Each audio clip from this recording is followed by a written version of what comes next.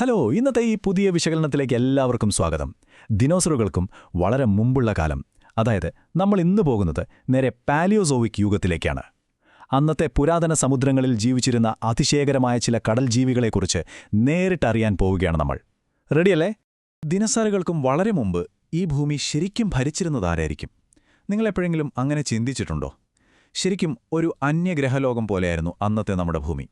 കട്ടിയുള്ള പുറന്തോടുള്ള ദ്വീപികളും വെള്ളത്തിലൊഴുകി നടക്കുന്ന കോളനികളും ഒപ്പം നീളമുള്ള തോടുള്ള ഭീകരരായ ഇരപിടിയന്മാരും ഒക്കെ അടങ്ങുന്നൊരു ലോകം. വെറുതെ ഒന്ന് സങ്കല്പിച്ചു നോക്കൂ. ഓക്കെ, അപ്പോൾ നമുക്കിതിലേക്ക് കടക്കാം. ഇന്ന് നമ്മൾ പുരാതന സമുദ്രങ്ങളിലെ പ്രധാനപ്പെട്ട 4 വമ്പന്മാരെക്കുറിച്ചാണ് നോക്കാൻ പോകുന്നത്. ട്രൈലോബൈറ്റുകൾ, ഗ്രാപ്റ്റോലൈറ്റുകൾ, ബ്രാക്കിയോപോഡുകൾ, പിന്നെ സെഫലോപോഡുകൾ. ഒടുവിൽ ഇവരുടെ യഥാർത്ഥ ലെഗസി എന്താണെന്നും നമ്മൾ നോക്കും. ഇതൊരു കിടിലൻ ശാസ്ത്രയാത്രയായിരിക്കും, തീർച്ചയായും.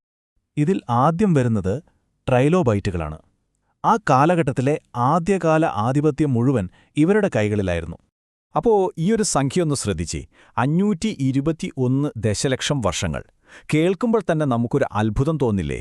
ഏർലി കാംബ്രിയൻ കാലഘട്ടം, അതായത് കൃത്യമായി പറഞ്ഞാൽ അത്രയും കോടി വർഷങ്ങൾക്ക് മുമ്പാണ് ട്രൈലോബൈറ്റുകൾ ആദ്യമായി നമ്മുടെ ഭൂമിയിൽ പ്രത്യക്ഷപ്പെട്ടത് തന്നെ. ഇവരുടെ കാര്യമെടുത്താൽ കാംബ്രിയൻ, ഏർലി ഓർഡോവീഷ്യൻ കാലഘട്ടങ്ങളിലെ സമുദ്രങ്ങളിൽ ഇവർ വലിയ തോതിൽ ആധിപത്യം സ്ഥാപിച്ചിരുന്നു. ശരിക്കും പറഞ്ഞാൽ ആ സമയത്തെ കടലിലെ താരങ്ങൾ ഇവരായിരുന്നു.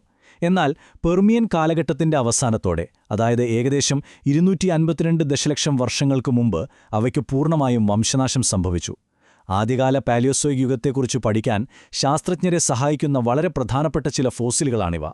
ഇപ്പോൾ നിങ്ങൾ ചിന്തിക്കുന്നുണ്ടാകും, എന്താണ് ഈ ഇൻഡെക്സ് ഫോസിലെന്ന്, അല്ലേ? ലളിതമായി പറഞ്ഞാൽ, പാറകളിലെ വിവിധ അടരുകളുടെ കാലപ്പഴക്കം കൃത്യമായി നിർണ്ണയിക്കാനും അവയെ പരസ്പരം ബന്ധപ്പെടുത്താനും സഹായിക്കുന്ന തരം ഫോസിലുകളാണിവ. ഭൂമിയുടെ അക്കാലത്തെ ചരിത്രം മനസ്സിലാക്കാൻ ട്രൈലോബൈറ്റുകൾ ശാസ്ത്രജ്ഞർക്ക് എത്രത്തോളം വിലപ്പെട്ടതാണെന്ന് ഇതിൽ നിന്ന് തന്നെ വ്യക്തമാണല്ലോ. അപ്പോൾ നമുക്ക് രണ്ടാമത്തെ ഗ്രൂപ്പിലേക്ക് പോകാം. ഗ്രാപ്റ്റോലൈറ്റുകൾ, ആഴക്കടലിലെ നിഗൂഢ ജീവികൾ, അല്ലെങ്കിൽ കൃത്യമായി പറഞ്ഞാൽ ആഴക്കടലിലെ ടൈം കീപ്പർമാർ എന്ന് വേണമെങ്കിൽ ഇവരെ വിളിക്കാം. ഏകദേശം 520 ദശലക്ഷം വർഷങ്ങൾക്ക് മുമ്പ് മിഡിൽ കാംബ്രിയൻ കാലഘട്ടത്തിലാണ് ഇവ രംഗപ്രവേശം ചെയ്യുന്നത്. പിന്നീട് കാർബോണിഫറസ് കാലഘട്ടം വരെ, അതായത് 350 ദശലക്ഷം വർഷങ്ങൾക്ക് മുമ്പ് വരെ ഇവ നിലനിന്നു. ഓർഡോവീഷ്യൻ, സിലൂറിയൻ കാലഘട്ടങ്ങളിലായിരുന്നു ഇവ ശരിക്കും തിളങ്ങി നിന്നത്. ഇവയുടെ മറ്റൊരു പ്രത്യേകത എന്താണെന്ന് വെച്ചാൽ, ഇവ ജീവിച്ചിരുന്നത് സമുദ്രത്തിന്റെ വളരെ ആഴത്തിലുള്ള ഭാഗങ്ങളിലായിരുന്നു. ആഴക്കടലിൽ രൂപപ്പെട്ട പാറകളെക്കുറിച്ച് പഠിക്കാൻ ഇതിലും മികച്ച ഇൻഡെക്സ് ഫോസിലുകൾ വേറെയില്ല. ഇവയുടെ ഫോസിലുകൾ കൂടുതലായും കണ്ടെത്തിയിട്ടുള്ളത് കറുത്ത ഷെയിലുകളിലാണ്. ആഴക്കടലിലെ ചരിത്രം നമ്മോട് കൃത്യമായി വിളിച്ചു പറയുന്ന പെർഫെക്റ്റ് സമയസൂചികകളാണ് ഇവയെന്ന് നിസ്സംശയം പറയാം. ഇനി ആഴക്കടലിന്റെ നിഗൂഢതകളിൽ നിന്ന് ആഴം കുറഞ്ഞ ഭാഗങ്ങളിലേക്ക് നമുക്കൊന്ന് വരാം. ഇതാണ് നമ്മുടെ മൂന്നാമത്തെ കൂട്ടർ, ബ്രാക്കിയോപോഡുകൾ. പുരാതന കാലത്തെ പ്രധാന ഫിൽട്ടർ ഫീഡറുകളായിരുന്നു ഇവർ. ഇവിടെ രസകരമായൊരു കാര്യമുണ്ട്. നമ്മൾ നേരത്തെ കണ്ട ഗ്രാപ്റ്റോലൈറ്റുകൾ എവിടെയാണ് ജീവിച്ചിരുന്നത്? ആഴക്കടലിൽ. എന്നാൽ ബ്രാക്കിയോപോഡുകൾ തീർത്തും വ്യത്യസ്തമായിരുന്നു. അവ കഴിഞ്ഞിരുന്നത് സൂര്യപ്രകാശം നന്നായി ലഭിക്കുന്ന ആഴം കുറഞ്ഞ സമുദ്രഭാഗങ്ങളിലാണ്. അവിടെ വലിയ വലിയ ഷെൽബെഡുകൾ, അതായത് ചിപ്പികളുടെ വലിയ അടരുകൾ തന്നെ അവ സൃഷ്ടിച്ചെടുത്തു. ഒരേ കാലഘട്ടത്തിൽ തന്നെ സമുദ്രത്തിന്റെ 2 വ്യത്യസ്ത തലങ്ങളിൽ ഈ ജീവികൾ എങ്ങനെ ആധിപത്യം സ്ഥാപിച്ചു എന്നത് ശരിക്കും അതിശയകരമാണ്. ഇതിൽ അക്ഷരാർത്ഥത്തിൽ നിങ്ങളെ ഞെട്ടിക്കുന്ന ഒരു കാര്യമുണ്ട്. ഏർലി കാംബ്രിയൻ കാലഘട്ടത്തിലുണ്ടായ ഈ ജീവികൾ ഇന്നും നമ്മുടെ ഭൂമിയിലുണ്ട്. അതെ, നിങ്ങൾ കേട്ടത് ശരിയാണ്. ഇന്നത്തെ നമ്മുടെ സമുദ്രങ്ങളിലും ഇവ ജീവിക്കുന്നുണ്ട്. ഓർഡോവിഷ്യൻ മുതൽ ഡെവോണിയൻ വരെയുള്ള സമയത്തായിരുന്നു ഇവ ഏറ്റവും കൂടുതൽ ഉണ്ടായിരുന്നത്. ആഴം കുറഞ്ഞ സമുദ്രങ്ങളിലെ അനിഷേധ്യരായ ഫിൽട്ടർ ഫീഡറുകൾ ഇവരായിരുന്നു. ഇനി നമ്മൾ കാണാൻ പോകുന്നത് നമ്മുടെ ലിസ്റ്റിലെ അവസാനത്തെയും കൂട്ടത്തിൽ ഏറ്റവും ഭയപ്പെടുത്തുന്നതുമായ ജീവിവർഗത്തെയാണ്, ദ മൈറ്റി സെഫലോപോഡുകൾ. ആദ്യത്തെ അപെക്സ് പ്രെഡേറ്റേഴ്സ് അഥവാ ഏറ്റവും മുകളിലുള്ള ഇരപിടിയന്മാർ ഇവരായിരുന്നു. ലേറ്റ് കാംബ്രിയൻ കാലഘട്ടത്തിൽ ആരംഭിച്ച് ഇന്ന് വരെ നിലനിൽക്കുന്നവയാണ് സെഫലോപോഡുകളും. ഓർഡോവിഷ്യൻ കാലഘട്ടത്തിൽ ഇവ വലിയ തോതിൽ പരിണമിക്കുകയും പല വകഭേദങ്ങളായി മാറുകയും ചെയ്തു. നീളമുള്ള നേരായ തോടുകളുള്ള നോട്ടിലോയിഡുകൾ അക്കാലത്തെ സമുദ്രങ്ങളിലെ ആരെയും ഭയപ്പെടുത്തുന്ന രാജാക്കന്മാരായിരുന്നു. സത്യം പറഞ്ഞാൽ ഇന്നത്തെ സ്രാവുകളെപ്പോലെ അക്കാലത്തെ സമുദ്രങ്ങളിലെ പ്രധാന വേട്ടക്കാർ ഇവർ തന്നെയായിരുന്നു.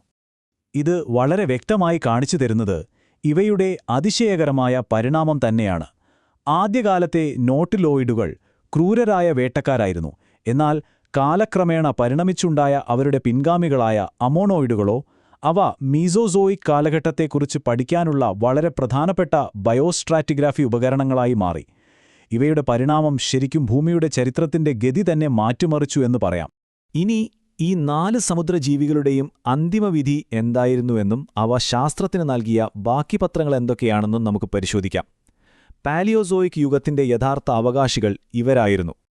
ഇനി ഇതിലെ ഏറ്റവും കൗതുകകരമായ കാര്യം എന്താണെന്ന് വെച്ചാൽ ഇവയുടെ എല്ലാം ടൈം ലൈൻ എങ്ങനെയാണ് ഒന്നിനൊന്ന് ബന്ധപ്പെട്ട് കിടക്കുന്നതെന്നാണ്.